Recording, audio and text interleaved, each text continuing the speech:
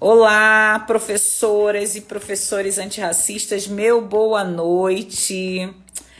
Nós tínhamos uma live agendada para acontecer no YouTube, mas tivemos problemas técnicos e migramos aqui para o Instagram. A ideia é a gente manter algumas lives e masterclasses aqui pelo Instagram, mas também fazer essa ocupação dessa rede de professores antirracistas também via YouTube, mas hoje não deu.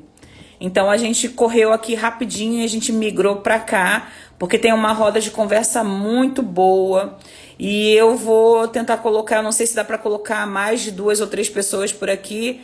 Eu vou tentar colocar as professoras que estão agendadas. Senão a gente faz de 2 em 2 e essa conversa vai rolar e vai ficar gravada aqui para a gente assistir. É com muito carinho, é com muita gratidão que eu estou aqui nesse momento conversando com vocês e refletindo sobre a importância da educação antirracista em todos os segmentos, em todos os componentes curriculares.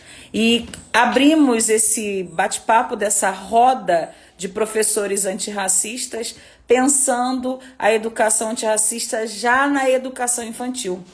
Então, para início de conversa, eu vou convidar aqui a professora Karen Lamego. Karen, manda para mim o pedido de novo, por favor.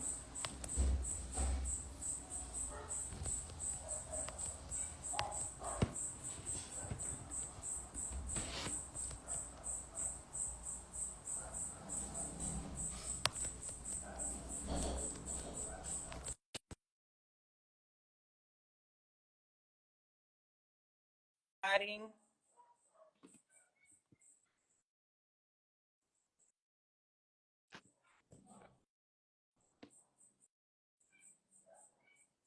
Ó, Karen está entrando aqui. Ai, que maravilha.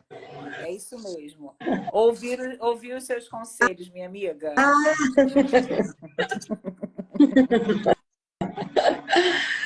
Oi, gente, muitíssimo boa noite. Eu acho assim, a gente ainda está se adaptando aí com as modernidades, né? A gente 30 a mais, tá tudo bem, né? Vamos migrar para cá para o Instagram, também é muito importante essa conversa acontecer, né? Eu sou a professora Karen Lamego, eu sou mestre nas relações étnico-raciais, eu sou também especialista nas relações raciais na educação básica, arte-terapia, educação infantil.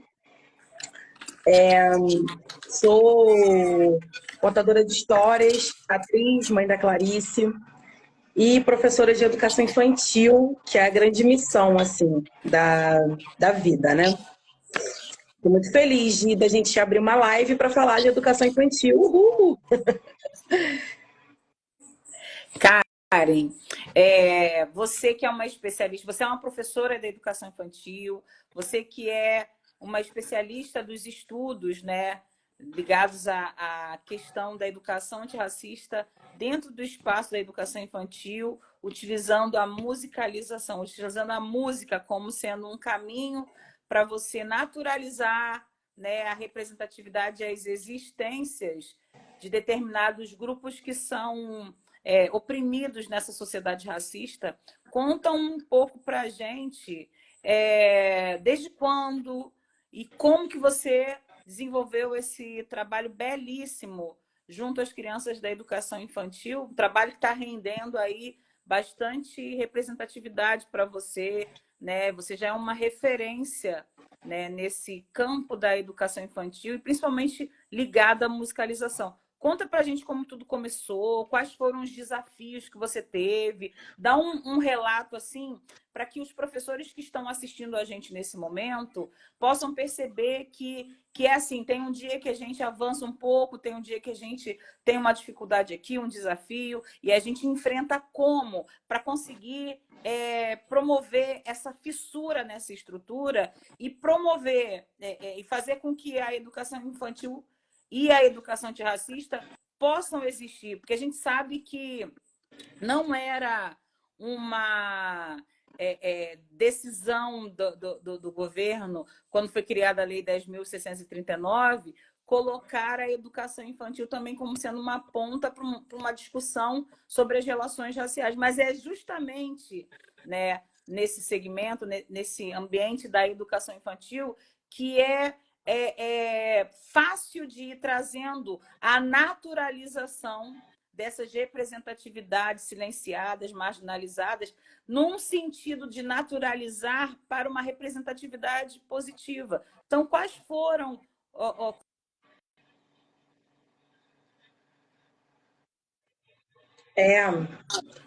Bom, tem uma coisa importante que eu esqueci de falar, é que eu estou na missão aí na rede de professores antirracistas, né, junto com a Lavínia também.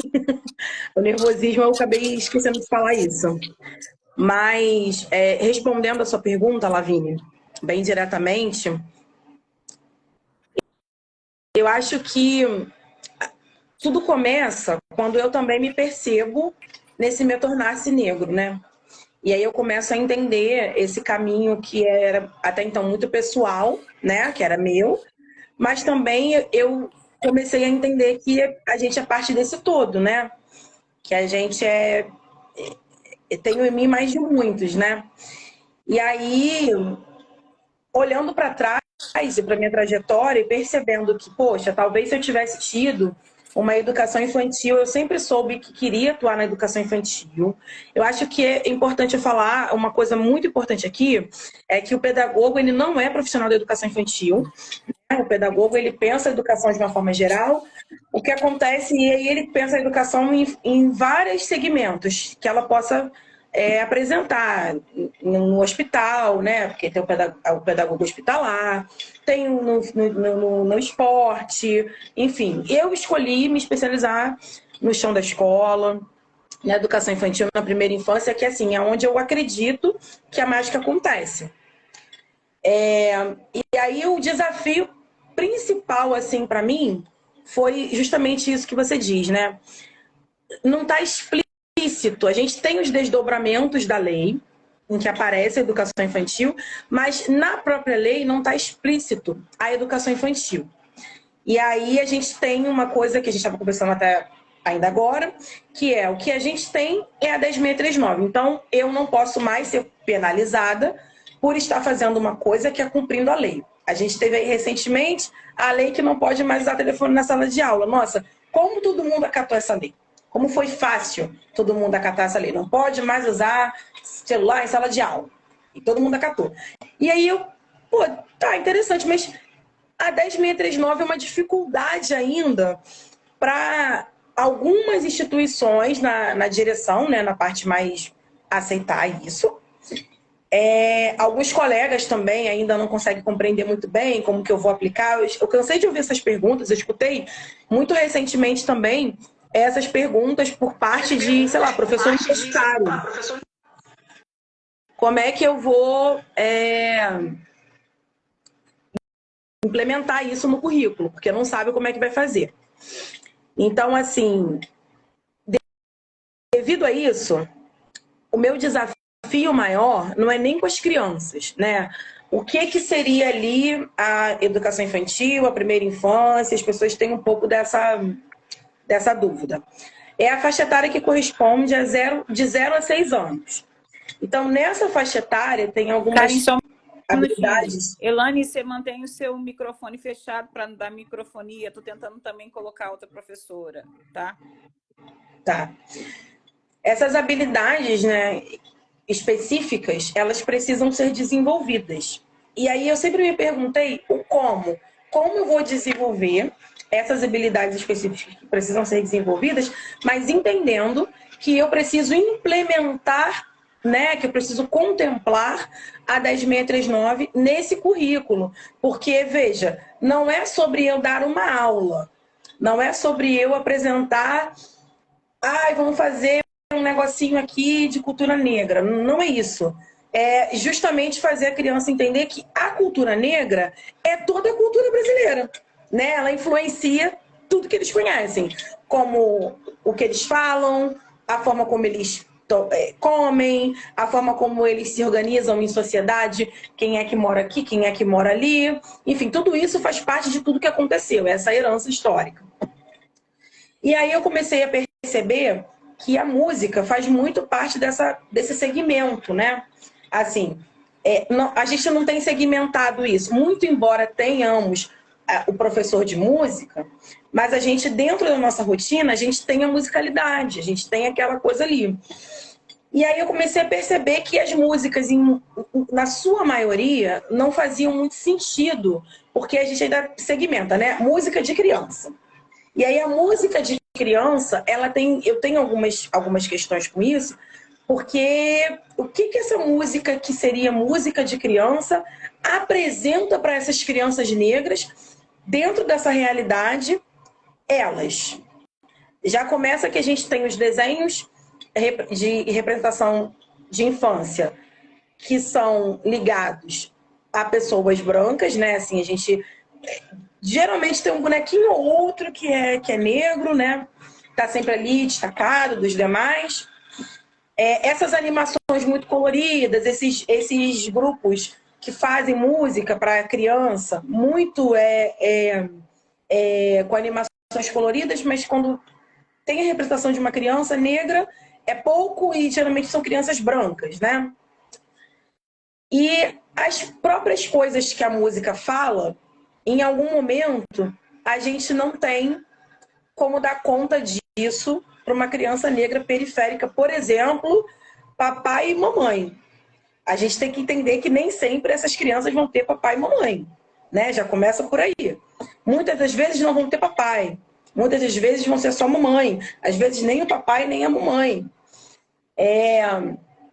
Lugares que são apresentados nessas animações também, né? Em que, em alguns momentos, não condiz assim muito com essa realidade que a gente tem. E aí, por causa disso, eu comecei a pensar assim, poxa, eu acho que eu não quero fazer mais do mesmo. Eu podia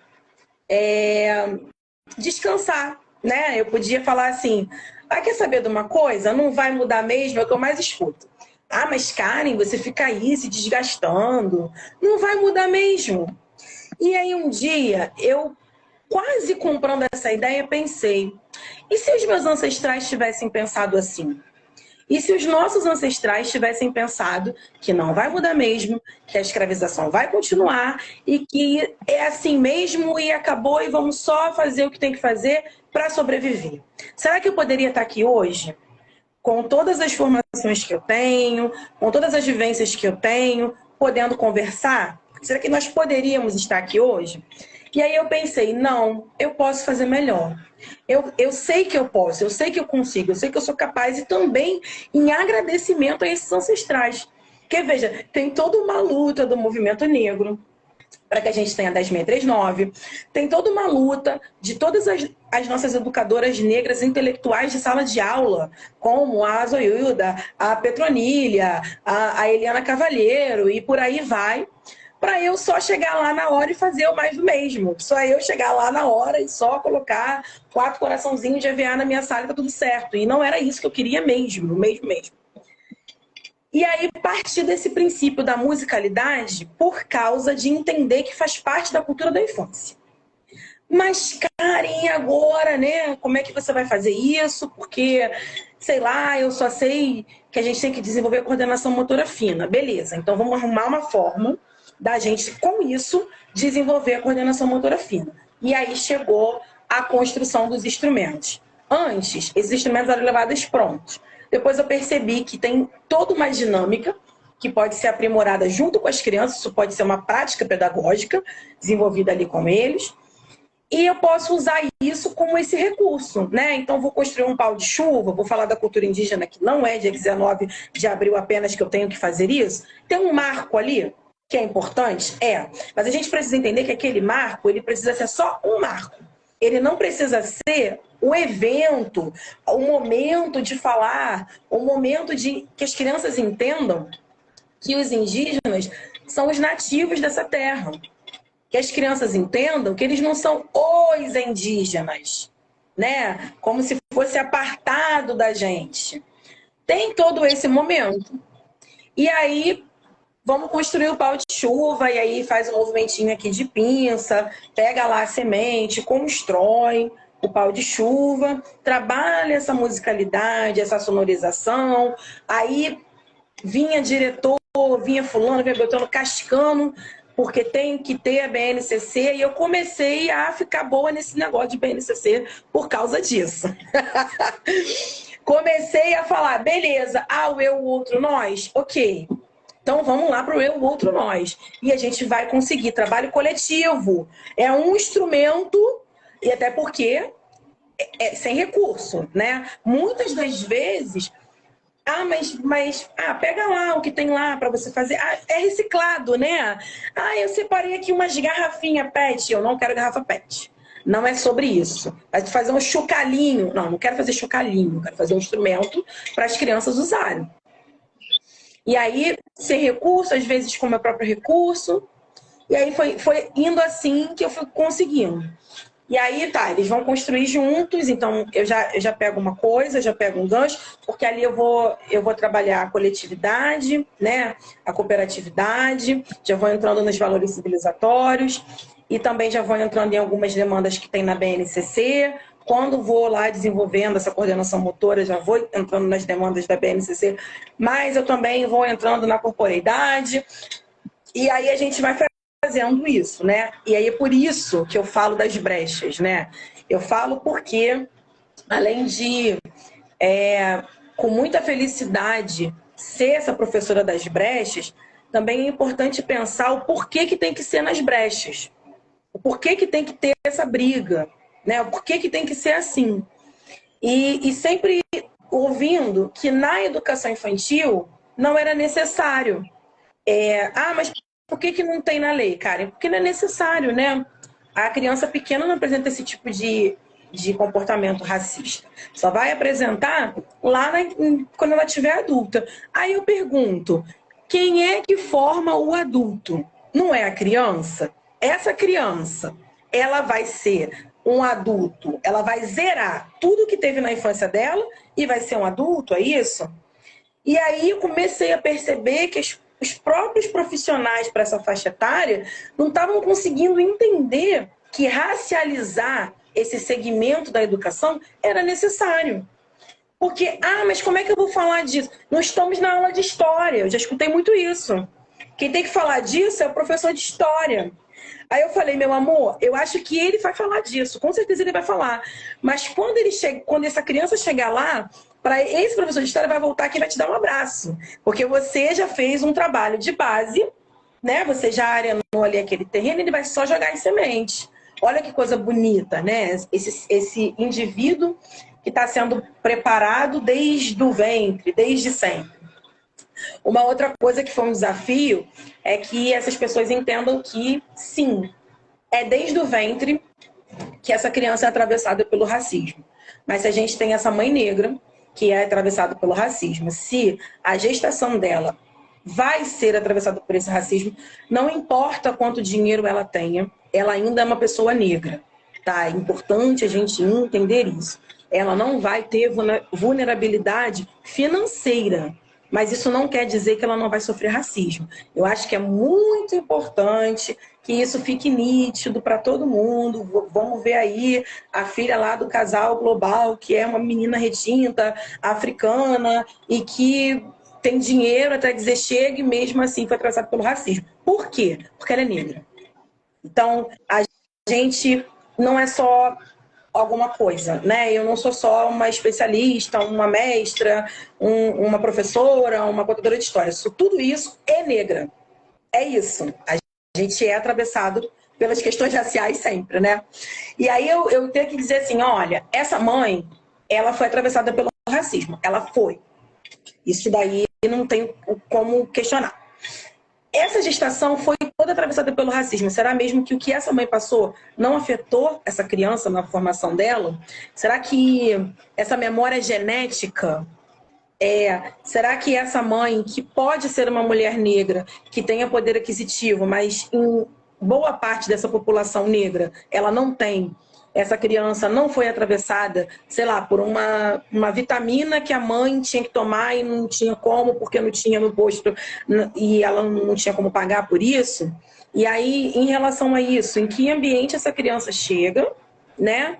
Como ela chega, com qual recurso ela chega, e depois tudo que acontece.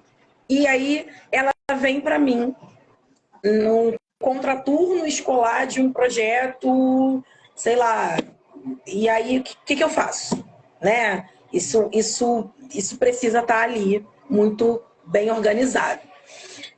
E aí eu entendi que o funk estava lá, que o samba estava lá, que o pagode estava lá, e que muitas das vezes, sei lá, outras musicalidades afrodiaspóricas se manifestavam, estavam ali presentes e elas precisavam ser contempladas. E o que faz sentido? Ele gosta de Galinha Pintadinha. Ele gosta de Mundo Bita. Ele gosta ou é o que é apresentado para ele? Será que ele gosta? Será que é o que faz o corpo dele vibrar? Ou será que é tacado para ele lá na tela o tempo inteiro? E aí ele começa a ser bombardeado por aquela quantidade de cores e informações. E aí ele vai chegar numa creche, né, que na maioria das vezes é tradicional, e nessa creche que é tradicional vai ter um pintinho, um não sei o que lá, de EVA completamente colorido, corroborando com aquela imagem que ele viu lá no desenho, e aí é isso a realidade dele. Só que como é que ele se entende enquanto um ser humano, enquanto uma criança, enquanto uma pessoa que é periférica e que é negra, desde a educação infantil. Ele precisa saber isso, porque ele já está sendo atravessado pelo racismo só quando ele já não é informado sobre isso. Né? Ele sabe que ele é uma pessoa, a gente sabe que nós somos pessoas, mas em algum momento a gente descobre que a gente é negro. E isso é solitário pra caramba. Quando a gente descobre ali sozinho, né? Óbvio que a gente já sabe agora, depois de eu vou colocar aqui, depois de pessoas amadurecidas, que nós temos as nossas irmãs, os nossos irmãos, aquela coisa toda. Mas quando isso acontece em determinados contextos, a gente não tem ninguém. A gente está se descobrindo enquanto uma pessoa negra sozinha, né? A gente está ali precisando fazer a transição capilar e deixar meu black aflorar. Será que ele precisa passar por isso? Será que ele já não pode ser levado desde a educação infantil, desde a primeira infância, a entendendo isso dentro da autoestima, tá? Lá no alto.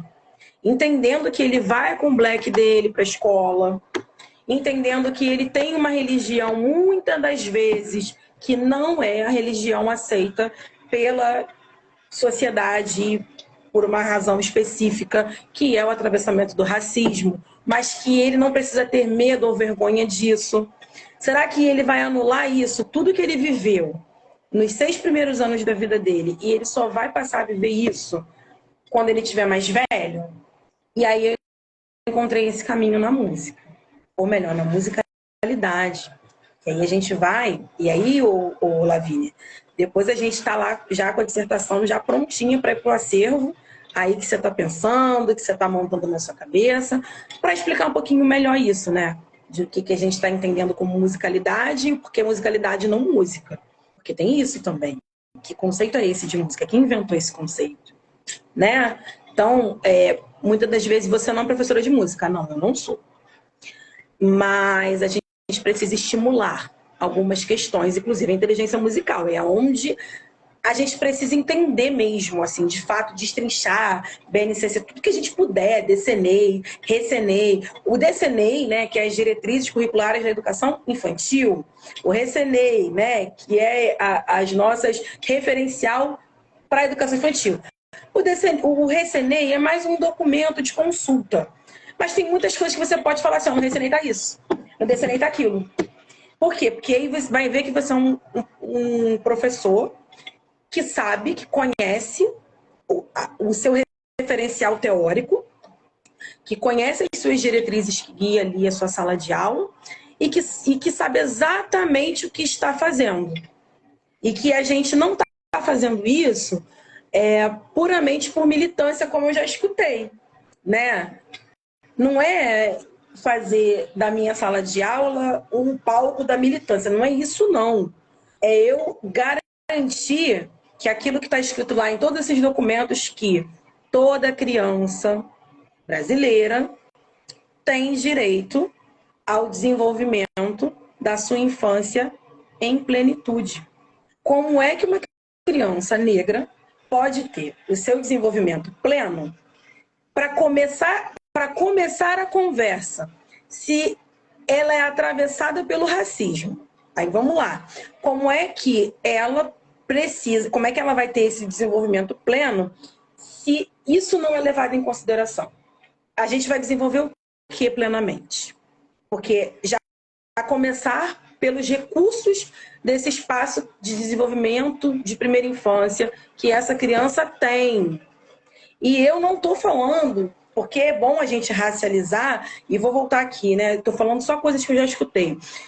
Racializar / falar de questões financeiras, tá? Porque, claro que se uma criança negra rica, ela vai ter um outro tipo de recurso. Ok, mas na escola que ela vai, como é que vai ser isso? Que escola é essa? E por maior e melhor, bem intencionada que essas pessoas de classe média alta ou pessoas ricas mesmo, brancas, que desenvolvem lá uma escola, projeto de racista e pererê, não sei o que lá, que elas possam ser, elas não sabem e nem vão ter como saber tudo isso que a gente está falando aqui, né? Elas vão fazer um trabalho bom, ok, lá, beleza. Mas entender isso aqui é com a gente, né? Porque a gente sabe o que acontece. A gente entende essa dor, a gente é irmão nisso. E a gente é ligado, infelizmente, pela dor, pela dororidade, mas é isso, né? Então eu acho que o processo é esse, Lavínia, é um processo que não é fácil, é um processo que parece que nas fotos com as crianças, nossa, mas a sala de aula da Karen é organizadíssima, as crianças fazem tudo que ela pede, não tem uma reclamação, ninguém nunca falou que o que ela está fazendo isso aqui é macumba, isso aqui não serve não, não sei o que, não sei o que. Ela nunca teve que chegar e falar, olha só, existe uma lei aqui e assim como você tem que respeitar celular, você tem que respeitar essa lei aqui também, entendeu? Olha, Não é sobre isso. Karen, eu estava agora vendo o quanto se mobilizou, né, nas escolas para cumprir a lei contra o celular. E eu estou vendo assim no calendário de algumas escolas que já não tem nenhuma menção nem sobre consciência negra. O feriado está só feriado. Nem vem de que feriado é dia 20. Então, de verdade, assim, eu estava pensando, a gente precisa continuar esse movimento de discussão sobre relações raciais para não dar a entender que isso foi resolvido ou que isso já foi feito um monte de trabalho pedagógico, agora a gente tem que olhar para outras questões. Não é que a gente não tenha outras demandas, mas a gente ainda precisa falar muito e abertamente sobre a questão racial na nossa sociedade. E a sala de aula é esse lugar por excelência da gente criar os espaços de conscientização. E você fazendo esse trabalho com a musicalidade na educação infantil, naturalizando as existências, né, culturais de outros grupos, isso só fortalece essas crianças a terem esse direito de saberem do quanto a nossa cultura é diversa e o quanto a gente precisa respeitar e valorizar essa riqueza cultural, para não dar a entender que a gente já trabalhou muito sobre a questão racial, agora a gente vai trabalhar sobre outras questões. E vários são os projetos, né, que cada ano vem.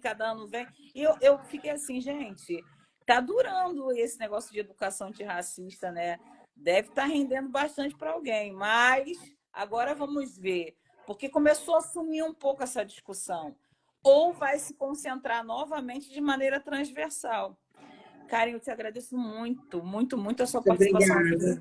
Eu vou passar a palavra para a Elaine, depois eu vou passar a palavra para a Gesseline, para a gente ir, não vai embora não, para a gente amarrar no final, né, as nossas falas aqui. Eu volto a falar aqui para o pessoal que está nos assistindo, nós tivemos um problema técnico numa outra plataforma e a gente correu para cá graças a Karen, gente. A Karen falou, Lavínia, pelo amor de Deus, vamos para o Instagram. Não vamos perder esse momento dessa reunião e dessa Amiga, é o abertura. mood Ariana. É o mood Ariana. Vambora! Não, resolvido. Resolvido. Ela é dessas. Tá vendo como é que ela resolve? Tá vendo como é que ela faz? E acontece dentro das escolas. É assim, não, vamos resolver isso aqui. Eu trouxe uma material, vamos resolver. E bora. Professora Elaine, se apresenta aí e fala um pouquinho seus projetos, dos seus relatos de experiência. Como é que você tem feito aí para desenvolver uma educação antirracista dentro da educação infantil para a gente?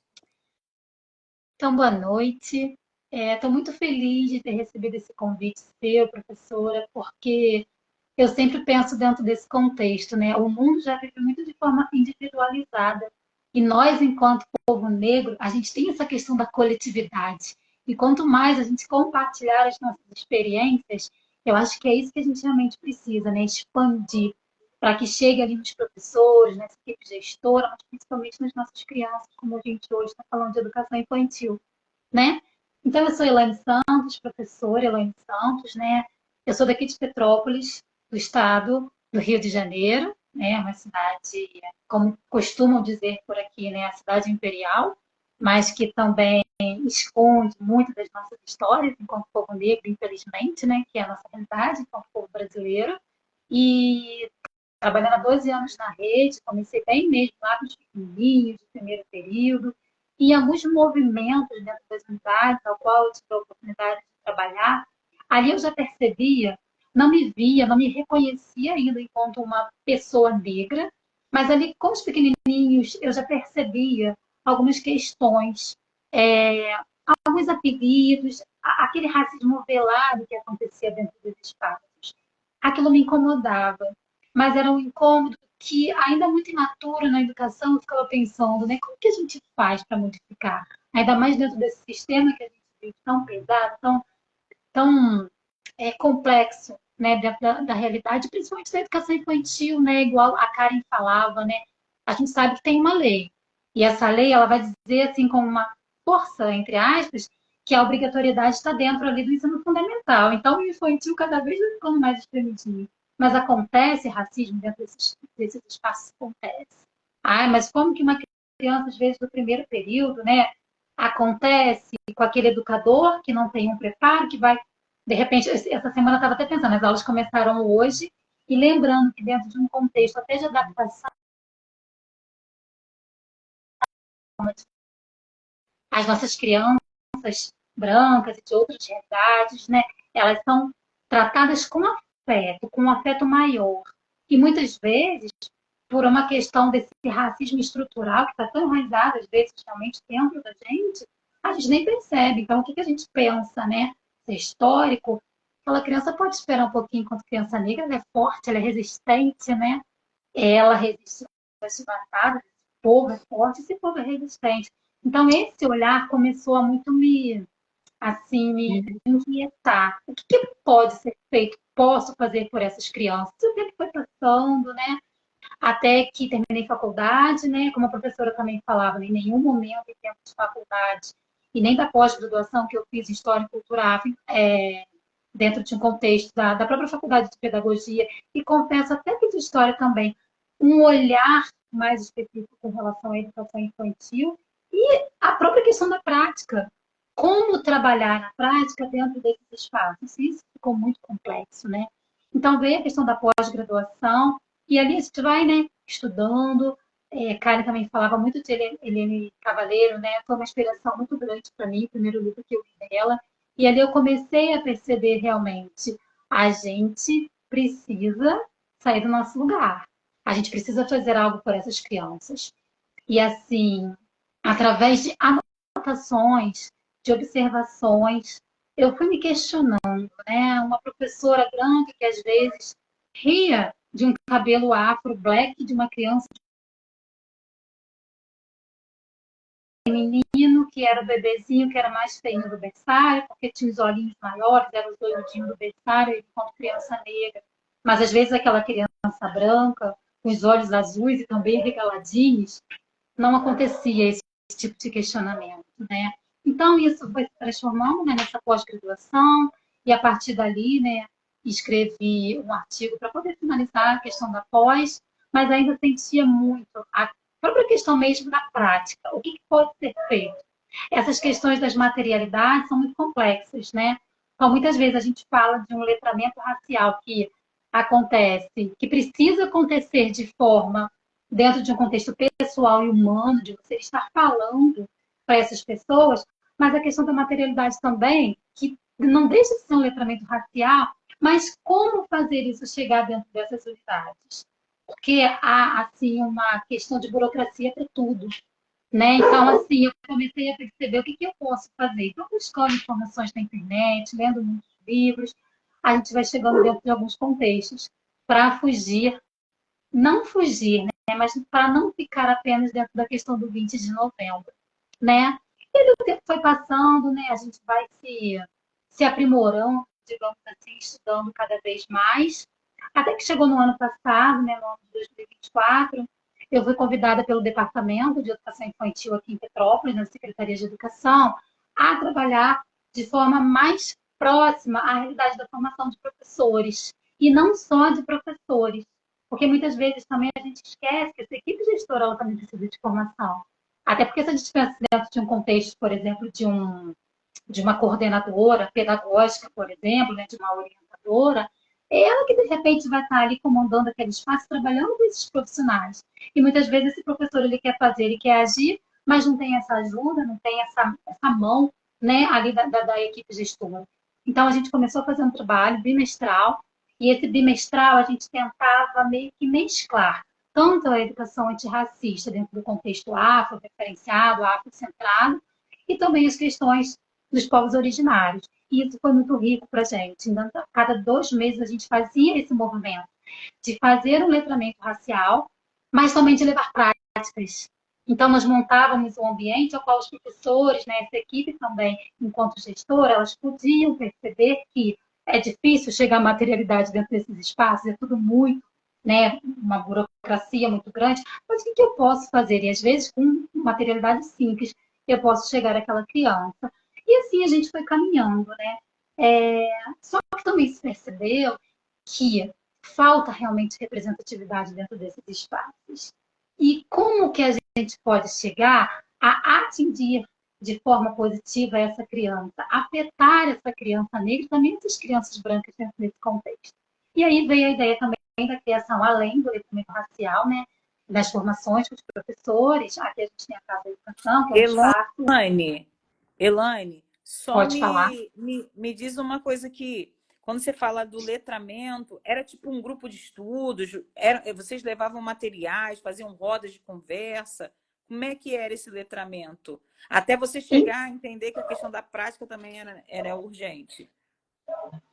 Então, claro que houve toda uma conversa, né, uma questão de elaborar e saber como que a gente poderia estar atingindo dentro do contexto dos professores da educação infantil. E como eu trouxe, né, aqui acontece muito, começou, né, de um tempo para cá, a questão do tempo de planejamento e de formação, né, esse direito que esses professores têm de um texto de planejamento, que acontece a lei, e a própria questão da formação, que acontece dentro do espaço, que aqui em Petrópolis a gente tem esse espaço chamado Casa da Educação. Então, assim, divididos ali pelos períodos, né, nesses momentos, por exemplo, tal dia professores do terceiro período, outro dia quarto período, quinto período, e assim essas formações aconteciam num todo, num grupo grande, como uma troca mesmo, como uma roda de conversa. E assim a gente se colocava, né? Mas aí, como eu trazia, né? Acontecia e foi muito rico, mas já mais para o finalzinho do ano a gente começou a perceber também que as nossas crianças também precisavam de se encontrar dentro desses espaços. Literatura negra que não existia, dentro de alguns espaços aqui em Petrópolis, anteriormente, aqui em Petrópolis aconteceu também do ano passado, para trás, uns 4 anos mais ou menos, o África em Nós, que é um projeto muito muito bonito também, idealizado por uma professora também do ensino fundamental, que criou e trouxe essa ideia do África em Nós para a rede, né? E junto com a África em Nós também, ela trouxe uma idealização de uma caixa chamada Afroteca, ofertando, né, o ensino fundamental ali, essas escolas, esses livros, para poder pertencer também a esses espaços da biblioteca, mas que em alguns momentos esses livros não chegavam, assim, propriamente, também chegavam parte da educação infantil enquanto escola, que tem ensino fundamental, mas, por exemplo, para as escolas, para os centros de educação infantil, propriamente ainda não tinha chegado, né? Então, a gente começou a perceber isso. Essas crianças, a gente entra dentro dos espaços, a gente vê as pinturas nas unidades, e às vezes, como o Karen falava, às vezes tem um bonequinho, um petinho pintadinho ali, mas ele está ali, ele está sozinho. E vai acontecer realmente um movimento de formação ou de alguma questão relacionada à atividade, a vivências com essas crianças, apenas na semana do dia 20, e quando isso acontece. Então, veio a ideia de trabalhar um novo projeto, o Viajando com o ESA. A ESA é essa bonequinha aqui, eu sou apaixonada por ela. É a ESA, né? A gente trouxe a ESA e o Ayo, enquanto irmãos, né? Então, como uma ideia de personagens que vieram de África, né, de Angola, para trazer um pouco da realidade de lá e para que as nossas crianças aqui elas pudessem se olharem, se reconhecerem, se sentirem pertencentes àquele espaço. Assim como veio o Eda e o Ayo, vieram também os nossos indígenas. Lindinhos, por sinal, que ainda não tem nome, se vocês quiserem ajudar com os nomes também, por favor. Mas como que acontecia, né? Então, semanalmente, todas as quintas-feiras, eu era marcada para estar dentro de algumas unidades para poder fazer um trabalho com essas crianças. E crianças a partir ali dos seus 4 anos. Então, com crianças de 4 e 5 anos, dentro de um contexto que a gente compreende, entende, até através mesmo, né, de algumas pesquisas, que é a partir dali que essa criança vai começar a reproduzir esse racismo. Às vezes não entende, não sabe o que está acontecendo, mas está acontecendo essa reprodução, né?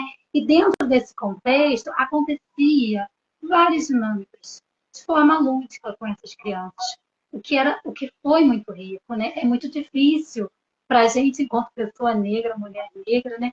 Você perceber que uma criança, um aluno daquela unidade, pega uma boneca, se identifica e fica feliz. Tia, ela se parece comigo. Tia, se parece com a minha mãe. O quanto que isso é rico, né? E junto com essas questões, a própria questão também da literatura, o quanto que é importante. Então, a gente chegava com essa questão de fazer uma contação de história, depois, como a gente está aqui, né, dentro de uma roda, a gente levava esse diálogo também para as crianças, sempre com muita ludicidade. E o que eu costumo falar, né? Lá nas formações, a gente levava muito isso para os professores. O desejo de uma educação antirracista não é você chegar numa sexta-feira e falar assim, hoje vamos dar uma aula de cabelo. Não é sobre isso. É você incluir essa educação no cotidiano que são da escola. Isso precisa acontecer no cotidiano. E assim, o quanto que a gente percebe que as professoras, elas têm essas dificuldades. Muitas dúvidas relacionadas, eu enquanto uma professora branca, mulher branca, mas interessada numa educação antirracista, será que eu posso? Será que eu tenho propriedade para poder falar? Não só tem como deve, precisa ser falado. Essa ideia desse recurso, por exemplo, né, não sei se dá para perceber aí, né, é um recurso relacionado aos fios de cabelo. Qual é o seu tipo de cabelo? Qual é o seu fio de cabelo?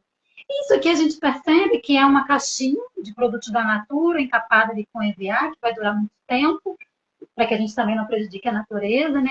Mas para que a gente possa trocar essa ideia de diálogo com essas crianças, e que para que essa criança, às vezes branca, do cabelo liso, possa começar a perceber a importância desse respeito para com as outras crianças.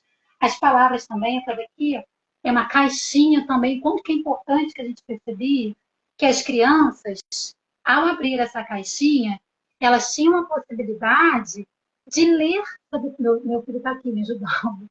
Mas de ler sobre... Eu quero ir para lá um pouquinho, vira, por favor. Sobre palavras, eu sou bela, eu sou bonita, sou maravilhosa, sabe? O meu cabelo é crespo, o meu cabelo é lindo. E com esse, a gente começou em setembro, né? Finalizou mais ou menos ali no início de dezembro, a gente conseguiu atingir mais ou menos uns 400 ou 500 crianças, mas o quanto que foi positivo. Porque trabalhar com educação infantil, talvez para os maiores, não seria tanto uma questão assim de os pequenininhos, a gente quer trabalhar representatividade. A gente não vai ali abrir uma roda com a criança para falar da problemática que a gente sabe que já existe e que ele vai crescer e vai ter essa possibilidade de ter um momento de conhecer a história, né, da escravatura, vai ter um momento certo para isso. Como a Karen também falou, e eu super concordo com ela, a gente precisa trabalhar essa representatividade para que quando chegar lá no fundamental, essa criança esteja preparada. Sabe, eu sou linda, sou bonita, eu conheço a história do meu povo que não começou ali na escravatura. Entende? O quanto que foi importante a gente perceber isso. E nessa questão também da formação dos professores, são perguntas que a gente entende que estão sempre por aí, né? Ah, será como eu falava, né? Será que eu, enquanto uma mulher branca, mas super interessada na educação antirracista, será que eu consigo? Outras perguntas, por exemplo, que a gente ouvia, né? Você acha que realmente é necessário a gente continuar esse diálogo? Você não acredita que, de repente, isso vai ampliar o racismo? E é muito disso que você trouxe também, né, professora Lavina? A gente precisa realmente falar para que esse tipo de pergunta que você acabou de me fazer não seja mais feita. Você consegue entender? Uma outra questão de uma professora, né? Depois ela ria, ela compartilhava algumas experiências com a gente, de dúvidas, né? Elaine, eu não sei como é que eu chego a essa criança, eu tenho medo da família, como essa família vai poder, por exemplo, tá chegando à escola, reclamando dentro de um contexto, será que eu fiz algo certo, será que eu fiz algo errado? Eu não sei se eu chamo essa criança de preta, de negra ou de mulata. Eu brincava com a mulata, não, pelo amor de Deus, isso nunca. Mas por que não experimentar chamar essa criança pelo nome, né? Você já parou para pensar que em qual momento você me perguntaria, de repente, de uma criança branca? Como que eu devo chamar uma criança branca? Esse tipo de pergunta isso não acontece, né? Então, assim, esses são os relatos de experiência. Eu gosto muito da parte teórica desse trabalho que aconteceu aqui na rede com a educação antirracista relacionada dentro de um contexto com a formação de professores e equipe gestora, mas o quanto que realmente foi significativo para a gente, para mim de forma assim, particular, que estava mais diretamente a esse projeto, chegar a essas crianças e deixar uma marquinha nessa criança muito diferente da minha realidade. Enquanto lá atrás, em tempo de escola, a gente nunca teve a oportunidade de repente, ouvir uma história dentro de um contexto onde o protagonista era negra. E ainda tem isso também, esse cuidado com essa literatura, né? A gente sempre pensa, né? Vamos trazer uma literatura negra, vamos, mas que literatura é essa? Esse livro está falando de quê? Esses dias eu estava lendo um livro de uma bailarina, eu esqueci o nome, né? A história é uma bailarina negra, mas que em nenhum momento esse livro fala da cor da pele, fala de um sonho, enquanto uma criança feliz querendo ser bailarina. Esse é o tipo de literatura que a gente precisa realmente trazer para as nossas experiências. E é isso. E uma outra questão, professor, de repente, eu acho que só para finalizar, muitas vezes eu estava pesquisando na nova escola esse calendário afro-indígena, que o quanto que é importante a gente não parar realmente só ali no dia 19 de abril e no dia 20 de novembro. O quanto que é importante a gente pesquisar, a gente ler. Ele estava trazendo nesse calendário afro, por exemplo, 15 de fevereiro, é um mês que a gente está. Conceição Evaristo foi eleita imortal na Academia de Letras. Por que não apresentar Conceição Evaristo para as nossas crianças? Ela traz um material belíssimo, né? 14 de março, falecimento de Francisco Braga, compositor do hino da bandeira. Ai, Elaine, mas peraí, são crianças muito pequenas que conhecem aqui no Brasil um protagonismo que é branco, que não é negro. Né? Dia Nacional, né? Ou melhor, Dia Internacional da Luta contra a Discriminação Racial, dia 21 de março. Então, se a gente for pensar dentro desse contexto, a gente trabalha educação antirracista o ano todo.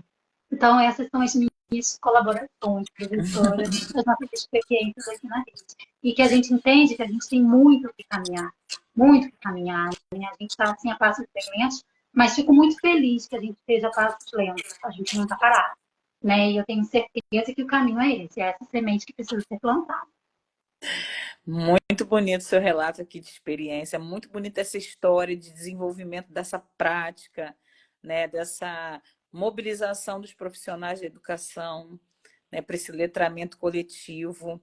É muito importante saber que é assim mesmo que começa, sabe? Muitas vezes a gente tem o nosso planejamento, a gente precisa do nosso planejamento, mas se a gente ficar esperando a mudança da estrutura, a gente não faz o desenvolvimento, a gente não começa. Então é importante alguém dar esse primeiro passo. Exatamente. E eu estava pensando aqui, quando você estava falando, lembrei da Cássia, que é uma outra professora aqui da rede, e ela fala, né, da importância da escola ser esse lugar da gente idealizar aquilo que a gente está sonhando ver no mundo. E a escola pode ser esse lugar. E aí também junta com aquele livro tá até aqui do meu lado, ó, da Bell Hooks. Eu amo esse livro aqui, que ela fala da sala de aula como uma comunidade. Ela fala ensinando comunidade uma pedagogia da esperança, porque a sala de aula pode ser esse lugar da gente, professor, criar um mundo ideal. Na nossa Exatamente. sala de aula, quais são os nossos compromissos aqui uns com os outros, né? O que a gente pode criar de acordos aqui e trazer ali as relações raciais para uma pauta do relacionamento, na pauta da convivência, né? Ensinando a cada um deles assim, ali dentro da sala de aula a importância, né, desse respeito. Porque a gente sabe que a criança, ela é nesse processo do desenvolvimento, eu não diria que ela é pura no sentido assim, mas ela é tem esse dado de inocência e esse dado da aprendizagem muito visceral nessas crianças. Então, e são muito sinceras. Então, eu acredito muito no ensino da educação infantil como uma parte muito importante de transformação dentro da escola, né? Dessas crianças serem multiplicadores nas famílias, dessas crianças serem os multiplicadores de uma sociedade, dessas crianças questionarem, não, eu não quero mais isso. Não, eu não ligo se o cabelo é diferente, sabe? Eu tenho percebido algumas crianças que, assim, você pensa, né? A gente já tem 20 anos da lei, então quando a gente falava há uns 15 anos atrás sobre a questão da Lei 10.639, a preocupação de não falar, a preocupação de não, você não é negro, não. Não, que isso, professor? Tia, você não é negra, não. Não, que isso, professor? A gente não reclamou do seu cabelo, não sei o que. Sabe, uma preocupação de não tocar no assunto, porque parecia que ia chatear alguém que fosse negro, ouvir que a pessoa é negra e tal. Porque eu falava para os meus alunos assim, poxa, vocês podem me falar assim, olha, a minha professora, eles chamam de tia também, né? A minha professora é aquela ali, aquela mulher negra. E quando eu falava isso, as crianças ficavam assim, não, que isso, não fala sobre isso não. Você é negra, mas não precisa falar alguma coisa nesse sentido, né? Aham. Hoje eu tenho percebido isso sendo mais fluido. A gente está conseguindo trazer essa insistência da gente em tocar no assunto, né? A gente está promovendo essa cura desse problema social através dessa abertura de falar sobre a questão racial e da gente questionar os problemas que a gente tem em relação às questões raciais. Então, esse seu trabalho, o trabalho de Karen, esse trabalho de vocês é muito bonito, sabe?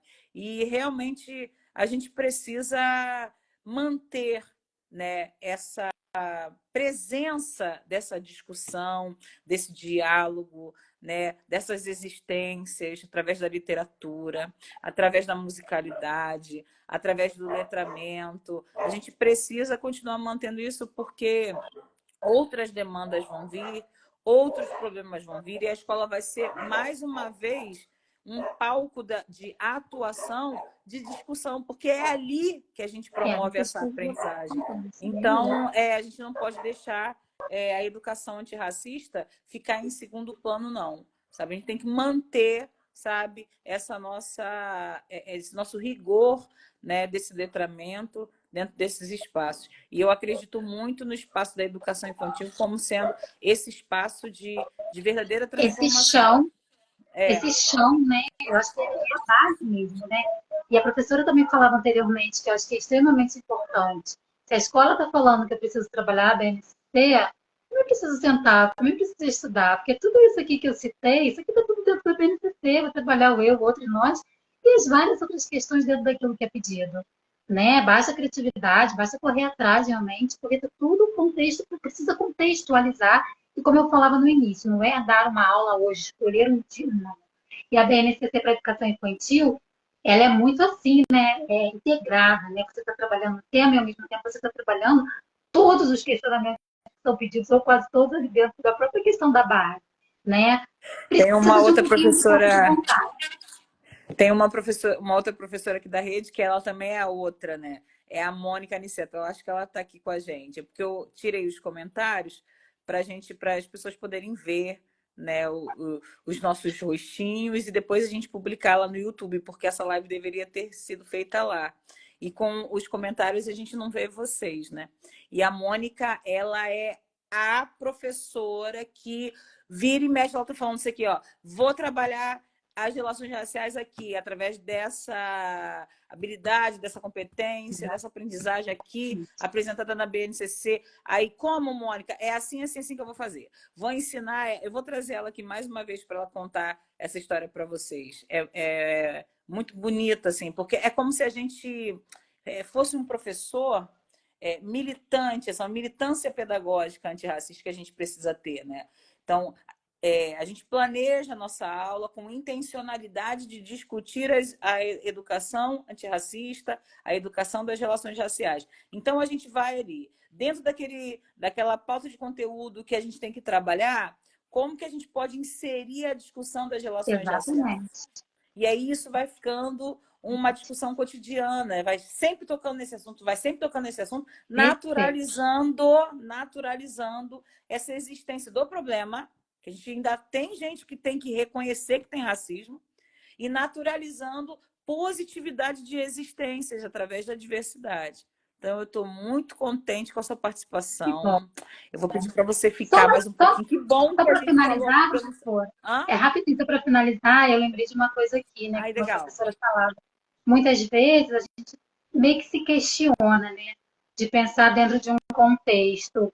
Às vezes aquela equipe realmente gestora, ela não está se posicionando, mas eu preciso fazer a minha parte. Eu preciso ressignificar o meu olhar.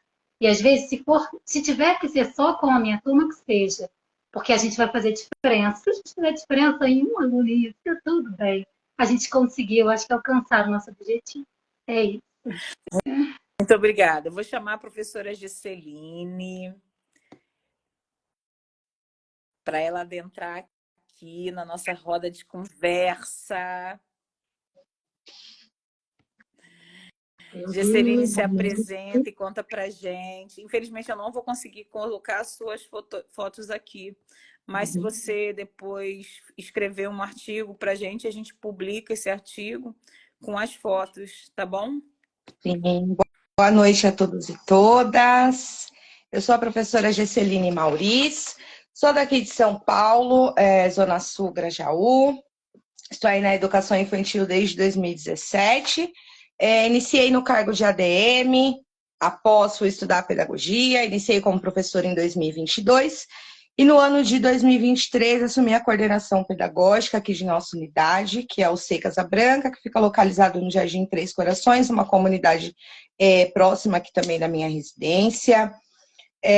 Iniciamos ali atendendo 216 crianças em um território onde fomos bem abraçados pela comunidade, um território em que fomos chegando devagar para que a gente construísse ali um vínculo de confiança entre a comunidade, entre as famílias, e é um território onde a gente está inserido em um contexto cultural de múltiplas etnias, múltiplas culturas, múltiplas bagagens, né?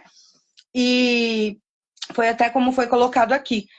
Anteriormente, nós não tínhamos tantas materialidades, tantas ferramentas para que a gente pudesse, né, deslanchar aí a educação antirracista realmente da forma plena que se faz esse necessário, não só na educação infantil, mas em todos os segmentos educacionais, né? Na educação infantil, desde a primeiríssima infância, foi como as colegas já colocou aqui, é importante, é obrigatoriedade que a educação antirracista ela seja trabalhada para o além de novembro, não para só novembro, para além dos muros das escolas também, porque é uma educação que ela vai transformar as vidas, né? Eu falo muito aqui para o nosso grupo também, as colegas, né, de trabalho, que a educação ela é uma ferramenta que ela transforma vidas, ela vai além da sala de aula. Porque nós estamos lidando com vidas, nós não somos robôs. E quem nós atendemos? Nós atendemos bebês, nós atendemos crianças, nós atendemos as famílias das crianças e nós nos atendemos. Então, nós precisamos nos colocar como papel de educador transformador de vidas, né? E no ano de 2022, foi o ano em que eu fiquei muito feliz, ainda estava ali como professora. Nós aqui recebemos da Prefeitura de São Paulo, da Secretaria Municipal de São Paulo, o currículo da cidade, como se fosse uma BNCC, mas é um norteio que ele vem através da Lei 10.639, garantindo a obrigatoriedade da educação antirracista na primeiríssima infância, para as crianças de 0 a 3 anos, dentro do SEI, do Centro de Educação Infantil. E nós temos ele está aqui, ó, depois eu posso compartilhar com vocês ele em PDF. Então, ele é o currículo da cidade, educação antirracista, orientações pedagógicas povos afro-brasileiros. É um documento muito rico, muito incrível, porque realmente ele traz ali todo o subsídio que nós precisamos para que a gente possa compreender e entender de que forma podemos trabalhar a educação antirracista dentro da educação infantil com bebês e crianças bem pequenas.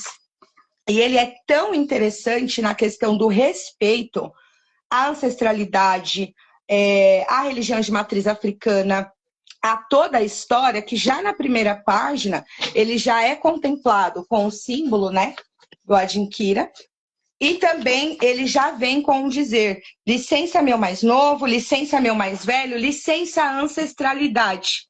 Porque quando trabalhamos a questão antirracista, a gente sempre tem que se lembrar que tem a ancestralidade que veio antes de nós, para que nós pudéssemos estar aqui hoje travando essa luta, porque a educação antirracista ela é uma luta, ela é uma educação que aquele professor que assume ser um educador antirracista, ele dá ali o seu rosto para bater todos os dias, ele corre riscos de perder o seu emprego todos os dias. Esse professor, ele é aquele professor que chega e metade do grupo já diz: chegou aquela professora que só fala em educação antirracista. Chegou aquela professora na unidade que só fala de racismo. Chegou aquela professora que só quer falar de negros e negras. Ou chegou a professora macumbeira, né? Que muitas das vezes é isso que acontece. Muitas das vezes as professoras, elas sofrem caladas, as professoras que vão praticar a educação antirracista, que realmente se mobilizam para que esse trabalho aconteça desde a primeiríssima infância. E, infelizmente, sofrem caladas porque são inúmeros, né, contrapontos que tende ali para que a gente possa ir avançando cada dia mais. Porém, não nos deixamos abater e a gente vai dando continuidade nesse trabalho, porque os frutos eles são refletidos nos bebês e nas crianças e nas famílias, naquelas educadoras que estão aí diariamente lutando, nas famílias que formam a parceria conosco. E esse trabalho na nossa unidade, ele começou a ser realizado ali em 2023, que foi quando eu assumi a coordenação pedagógica, juntamente com a minha diretora, que é a Solange Rodrigues, com, né, o nosso grupo aí de educadoras, apoio, limpeza, cozinha, que também participam, né, das nossas vivências. E sentamos, fomos dialogar sobre este currículo, né? Sentamos para fazer as nossas primeiras formações. E as primeiras dúvidas das professoras, elas vinham sim com este questionamento. Como vamos trabalhar na educação infantil, educação antirracista? Foi como a colega trouxe. A gente vai dar história? A gente vai falar da história para essas crianças, para esses bebês? Não, nós não vamos dar uma aula de história para os bebês e crianças, mas nós vamos contemplar a história para esses bebês e crianças da forma que realmente ela é necessária.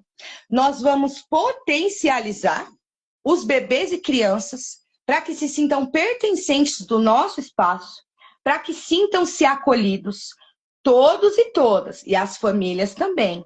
Então, de antemão, nós já fizemos ali uma movimentação, né, em nosso seio, onde os nossos muros, as nossas paredes, elas foram contempladas, né, com materialidades, com murais que trazem figuras de representatividade de reis e rainhas negros, de povos indígenas que trabalhamos também, porque nós também temos esse currículo aqui implantado, e toda a unidade ela se mobilizou para que realmente a educação antirracista ela seja trabalhada nessa naturalidade, e não por uma obrigatoriedade, mas que sim, que seja natural, que seja algo que todos compreendam, que os bebês e crianças eles precisam ser fortalecidos e respeitados desde a sua primeiríssima infância.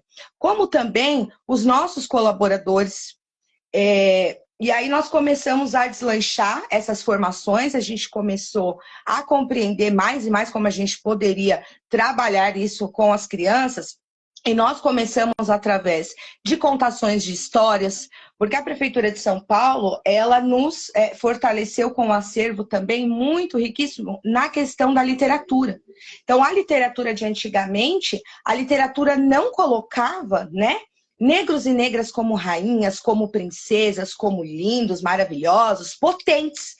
Hoje não, hoje nós temos, vou nomear aqui para vocês um pouco, e também depois eu posso trazer para vocês, literatura como Amor de Cabelo, que potencializa aí uma criança linda e maravilhosa, que ame o seu cabelo, que ame o seu Black Power, que se sinta linda para ir para todos os lugares, para a escola, enfim. Black Power de Taió, que é da querida Kilsande Oliveira, né, uma maravilhosa aí que fortalece a nossa literatura antirracista, como ela também traz a obra Omo Obá, que Omo, filho, Obá, rei. Então, ali a gente traz reis e rainhas na cultura de matriz africana, onde as crianças elas podem ter acesso aí à cultura, onde temos os orixás, né, afros de cultura africana, e por que não? Porque as crianças elas não podem ouvir ou ser inseridas no contexto real da história afro-brasileira, onde nós temos uma rainha linda, que é Oxum, onde nós temos um grande guerreiro, que é Ogum, um grande caçador, que é Oxóssi, né? Então, a gente tem essa obra aí que contempla. Ciranda em Aruanda, que também traz um enredo lindo, contando todas as histórias dos orixás da forma que tem que ser contada, como eles são lindos, negros e negras lindas. Lendas dos orixás, Yalorixá e o Pajé, e dentre tantas outras literaturas que nós temos no nosso acervo pedagógico, que nos norteia para que a gente possa realmente trazer essa representatividade, respeitando a bagagem cultural, tanto das famílias, quanto dos bebês, das crianças e de nós, colaboradores. Através da musicalização, a colega também comentou da musicalização. Musicalização é movimento, musicalização toca a alma, musicalização transforma, move corpos. E não só Galinha Pintadinha, não só Mundo Bita, o nosso seio também é um seio em que nós trazemos a diversidade musical em diversos gêneros, fizemos pesquisas com as famílias nos trouxe aí o que as crianças gostam de ouvir em casa. Porque se a gente parar para pensar, a família ela não vai ficar o dia inteiro ouvindo Galinha Pintadinha. Então, nós fizemos as pesquisas, conversamos com as famílias e trouxemos outros ritmos. Trouxemos o samba de roda para as crianças, trouxemos o samba rock, trouxemos a música popular brasileira, trouxemos música da Bahia, trabalhamos Olodum com eles, foi incrível, e ali produzimos os instrumentos, apresentamos, as crianças iam para suas casas, contavam para suas famílias, voltavam para nós e trazia essa devolutiva. Porque é ali que você fez a observação, a escuta dessa criança, e essa criança começou a trazer devolutivas, se encontrando. Algumas crianças, eles já chegavam na unidade pedindo para ouvir o Olodum, que algumas professoras, elas deslancharam aí essas vivências, né? Esse trabalho com as crianças de minigrupo, algumas de berçário 2 também. E fomos indo e fomos alcançando. De repente, chegou na nossa unidade os bonecos que se chamam Erês Brincantes. Também fomos contemplados pela nossa Prefeitura de São Paulo. Nem tudo é flores, esses bonecos chegaram, foi um rebuliço, para quem estiver aqui assistindo, sabe que Herê significa criança, quem é de religião de matriz africana, então pensa no reboliço que foi. Tanto da parte dos educadores, quanto da parte das famílias. E aí nós tivemos que convidar essas famílias para vir até a nossa unidade, para nós dialogarmos e mostrarmos para essa família que isso não tinha nada a ver com religiosidade, mas sim com a representatividade, porque eram os nossos primeiros bonecos, negros, negras, bolivianos, haitianos, que ali sim estava trazendo toda a representatividade a tudo e a todos, porque antigamente nas unidades só tinha bonecas brancas. Então as crianças estavam acostumadas a brincar com bonecas brancas. E o que isso acontece? Isso afeta as nossas crianças negras e negros que não se veem representados. Não se veem representados nas imagens de televisão, não se veem representados nos brinquedos, nas fantasias de festa, não se veem representados na musicalidade, não se veem representados nos murais, não se veem representados nos vídeos que muitas educadoras ainda escolhem para fazer vivências com essas crianças. Então, a gente teve todo esse cuidado para conversar com as famílias, explicar para, além dos muros da escola, essa educação. Tivemos um retorno maravilhoso, a gente teve um retorno muito positivo, que as famílias compreenderam, entenderam. Conversamos também sobre o ponto, sim, de religiosidade, porque nós não podemos deixar de falar. Porque se nós recebemos crianças evangélicas, nós também temos crianças candomblecistas e umbandistas em nossas unidades, em todas as escolas. E não são só crianças, são adolescentes, são jovens e também são funcionários. Eu mesma sou candomblecista desde a minha infância aí, né? Venho de uma família que desde a minha infância eu estava inserida e eu me pergunto, quando a criança candomblecista chega na escola umbandista, quem acolhe? Quem protege essa criança? Porque essa criança precisa ser protegida. Essa criança, desde quando ela sai de casa, infelizmente, ela já é orientada ao quê? O responsável por ela, ele vai falar: filho, filha, se alguém perguntar, não fala nada lá na escola. Não fala sobre a nossa religião, não fala para onde a gente vai, não fala que você usa branco, não fala de Iemanjá, não fala que você tem um fio, não fala nada. Porque você pode apanhar ou podem te expulsar da escola. E nessa questão de apanhar, a gente está falando sobre crianças maiores, crianças a partir ali dos seus 10 anos, que dentro das escolas sofrem agressão e violência física por ser de religião de matriz africana. Então, nós precisamos potencializar os nossos bebês e essas crianças desde a primeiríssima infância, e acontece de forma leve.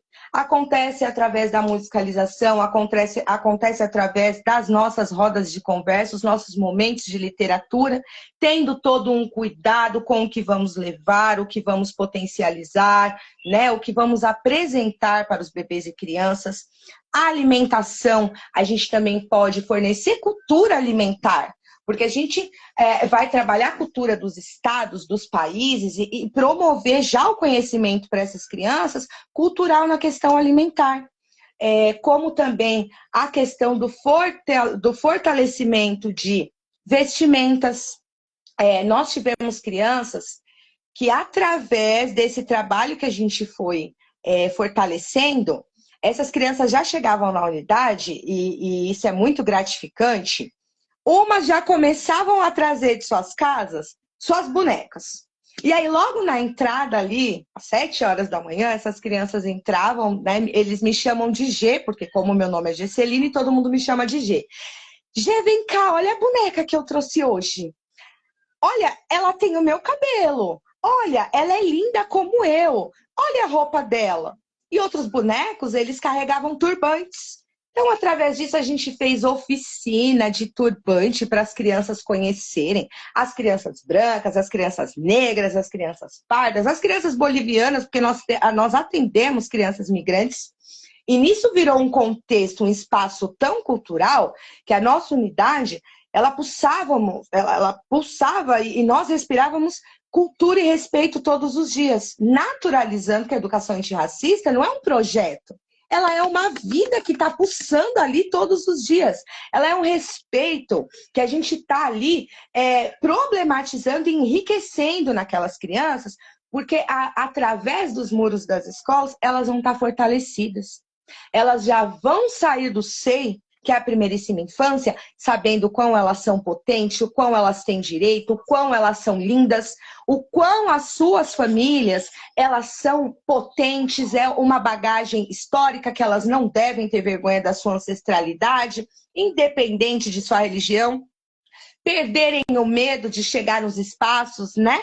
E falar, olha, eu sou fulana de tal, sou da religião tal, a minha cor é tal, porque raça é raça humana, né? Eu venho de uma família onde minha mãe é branca, meu pai é negro, minha avó é negra, minha bisavó é negra, tenho vó e bisavó que é branca, e sou fortalecida dentre aí as minhas raízes. Então, os bebês e crianças já precisam ser fortalecidos desde a primeiríssima infância em suas raízes, em suas bagagens, para que realmente, quando passar dos muros das escolas, eles sejam sujeitos que entendem os seus direitos, compreendem a sua pluralidade, não se sintam menos que ninguém.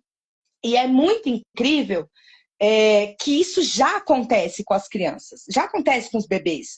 Eu ando nos espaços da unidade e as crianças me chamam, Gê, olha como eu tô lindo hoje, Gê, olha meu cabelo hoje. E aí tá lá aquele cabelo Black Power maravilhoso. As crianças me convidam para dançar um black, fazem lá seu black no meio do pátio, é incrível, dançam samba rock, me chamam para cantar o Olodum, batem os tambores, e é muito legal que as professoras confeccionaram junto com as crianças ali os tambores e eles fazem os seus batuques. E nós não estamos falando de religiosidade, nós estamos falando de cultura e fortalecimento de culturas e etnias, né? E foi muito bacana também uma vivência que nós levamos, que foi a capoeira. Através de uma professora e outra que conversou, que chamou, que convidou. Quando a gente foi dar curso, a gente já estava com uma vivência grande e inimaginável. Apresentamos para os bebês e para as crianças, e isso desde o B2, né, desde os bebês, o berimbau, o pandeiro. Apresentamos ali, né, os instrumentos que nós tínhamos, né, ali no momento, que contextualizava a capoeira.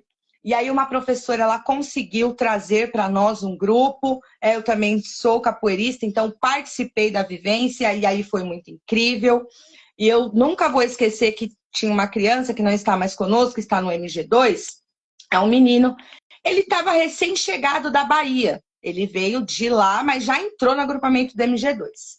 E ele olhou para mim um dia, e ele fez um movimento, né, em que ele deu uma estrelinha, então ali eu já parei, olhei, observei, eu falei, olha, essa criança deu uma estrelinha. Fui, me direcionei até ele, abaixei e cantei uma música.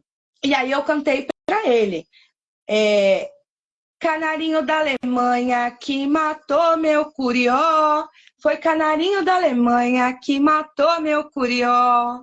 E é um cântico de capoeira.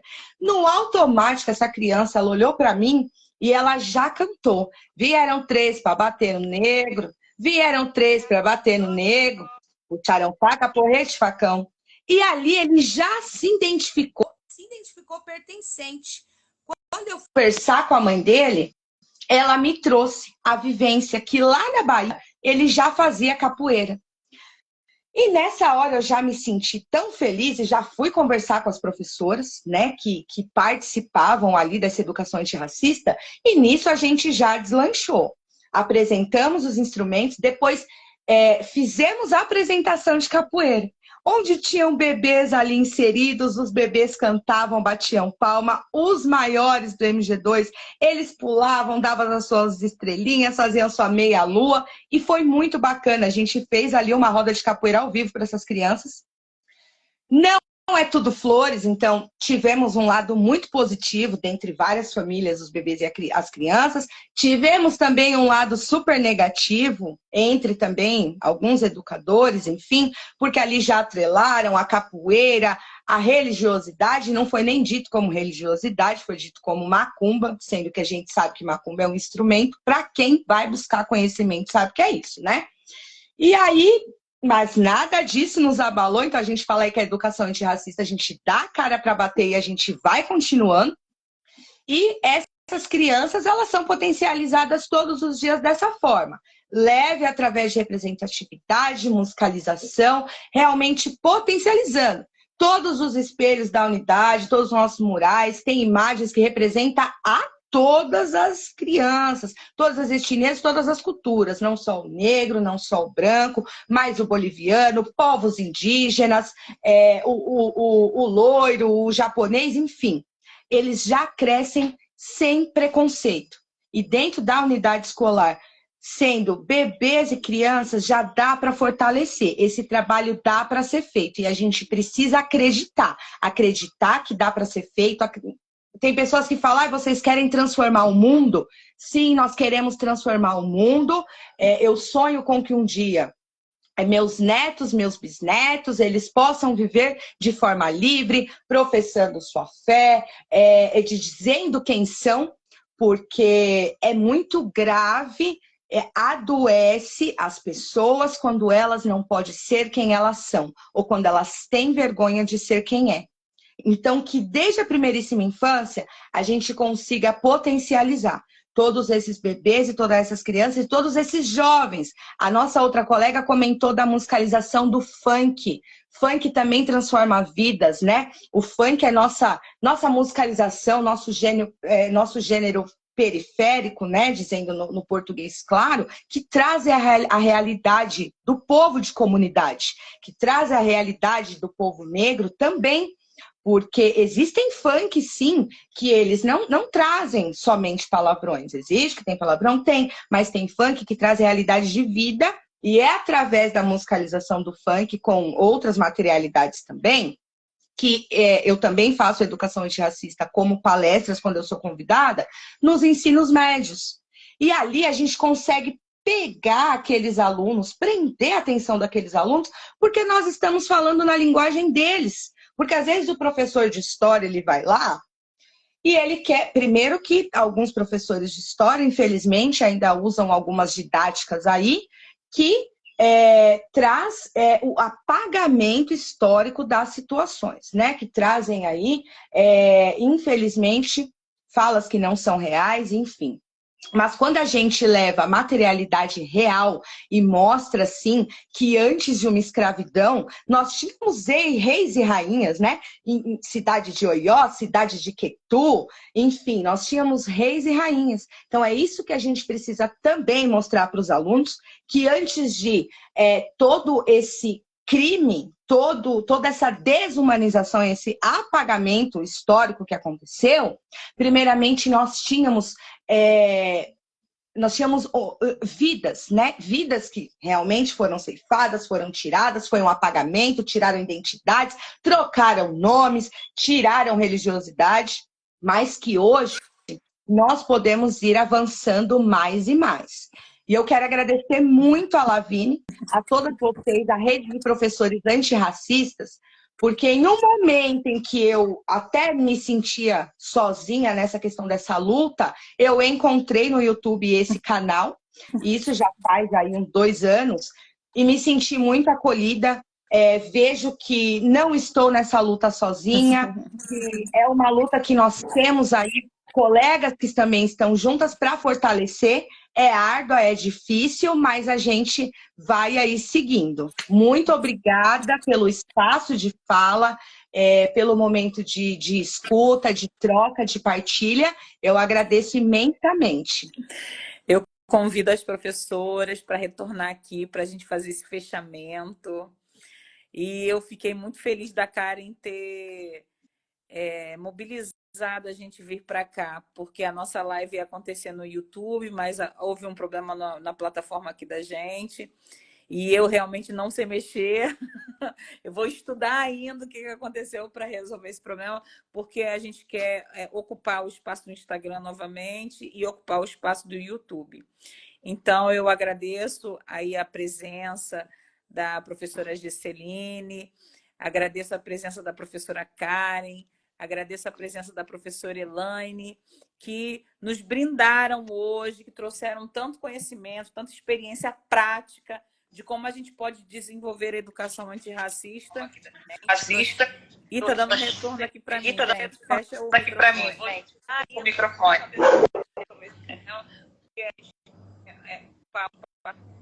Oi, gente. Fecha o microfone aí para mim. Microfone aí. Então, Obrigada. Então, eu agradeço muito, né, a presença de vocês aqui. Vou fechar essa live. Muito feliz da gente ter feito essa mudança para cá, porque a gente depois vai salvar esse vídeo aqui, vai postar ele lá no YouTube e eu vou mandar para vocês replicarem aí para as pessoas que vocês acham que devam conhecer essa história de professoras, de coordenadoras, de formadoras de professores que estão desenvolvendo a educação antirracista.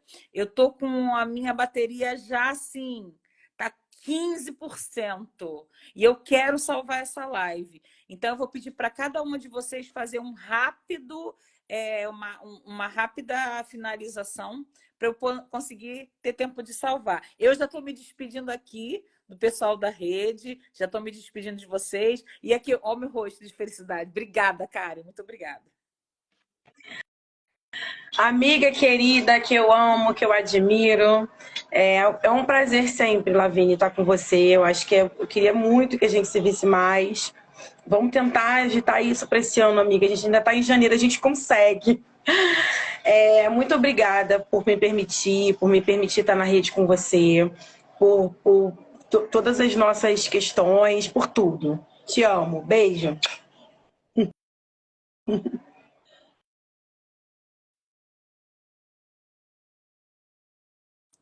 Oi, Gesseline, pode falar.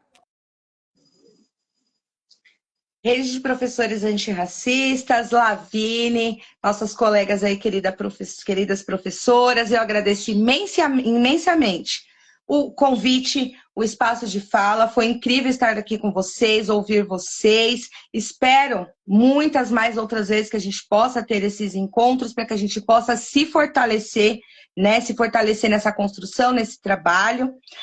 Deixo aqui um sankofa, e é aquilo, nunca é tarde para voltar atrás e apanhar o que ficou para trás. Então, que a gente sempre olhe e respeite os nossos mais velhos, as nossas ancestralidades, e que a gente tenha muita gratidão, e que a gente seja forte para dizer quem somos nós, e dentro da educação, fortalecer bebês, crianças, jovens e adultos, para que sejam potencializados em todas as suas vidas e sonhos, enfim, porque a educação ela pode transformar vidas.